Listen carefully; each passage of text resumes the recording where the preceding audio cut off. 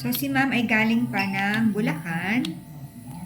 And this is our 11th session na on fractional microneedling.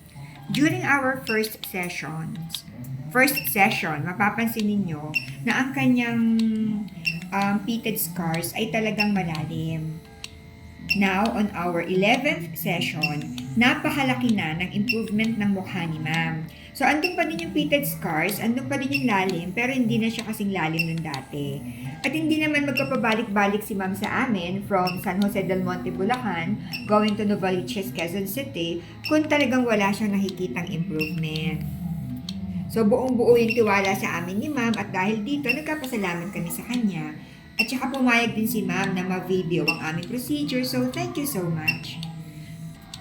Isa pa, ang microneedling, hindi lang siya para mapababaw ang mga malalalim na scars. Nakapagbabanat nito ng ating mukha dahil nakapag-form ito ng collagen.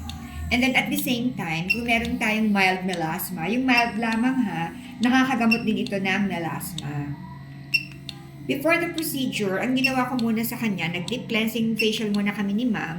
And then ngayon, nag-microneedling na kami. Bale, padadaanan ko ng 3 hanggang 4 na beses yung buong mukha ni ma'am. And then after nito, maglalagay ako ng hyaluronic na serum.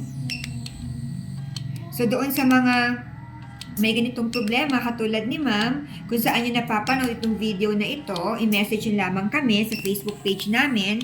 Ako mismo ang sasagot sa inyo. Or you can call or text us at 0925-853-4636.